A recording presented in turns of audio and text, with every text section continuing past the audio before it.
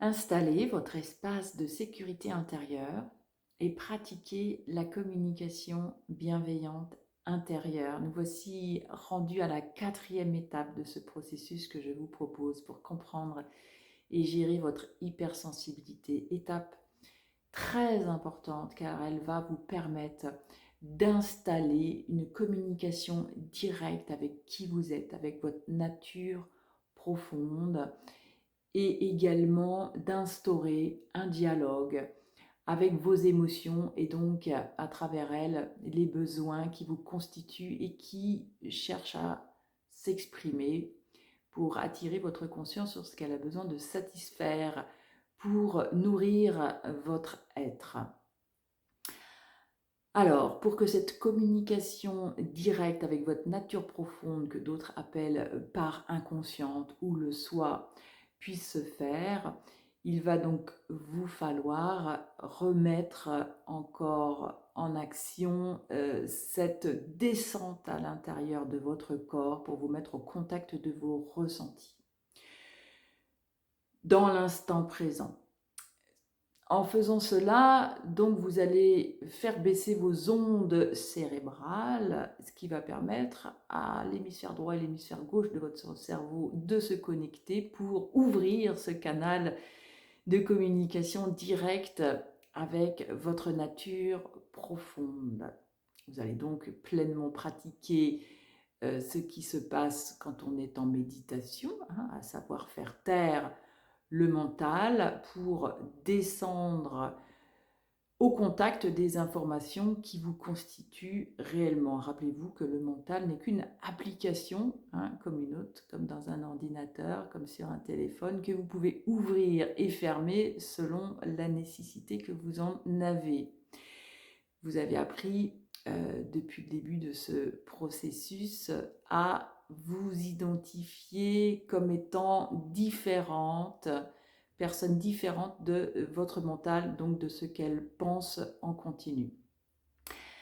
En apprenant à pratiquer ce processus de communication bienveillante intérieure, et vous l'avez compris, je fais évidemment référence à la communication non violente présentée par Marshall Rosenberg, vous allez apprendre à vous mettre en dialogue bienveillant avec tout ce qui s'exprime à travers vous.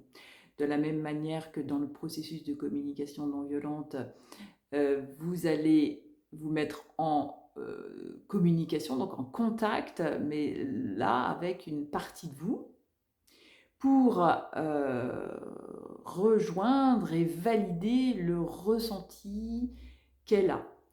Concrètement, lorsque vous vous mettez au contact d'une sensation corporelle, vous allez pouvoir découvrir l'émotion qui est véhiculée à travers cette sensation corporelle, qui est le signal qu'il se passe quelque chose en vous, face à quelqu'un ou face à une situation.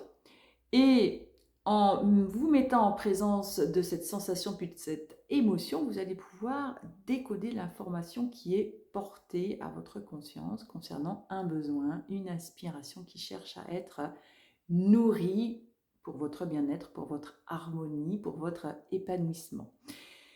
Vous pourrez peut-être également être mis en contact avec une mémoire qui est toujours active, toujours en souffrance parce qu'elle n'a pas encore été transmutée en positif. Vous savez que c'est le travail que nous faisons lorsque nous sommes en consultation. Peut-être que vous allez pouvoir commencer ce travail-là seul, évidemment. Ne soyez donc pas étonnés si vous rentrez en contact avec donc ces informations venant de mémoire toujours active. Il sera donc là aussi important d'aller valider, d'aller mesurer ce qui s'est passé, ce qui a été ressenti à ce moment-là. C'est un programme riche et fourni. Je vous souhaite une très bonne découverte ainsi que beaucoup de satisfaction dans votre pratique qui va devenir, vous allez le voir, un mode de rapport avec vous-même vraiment bienveillant et direct qui va vous offrir énormément de sérénité. Bonne pratique de ce module 4.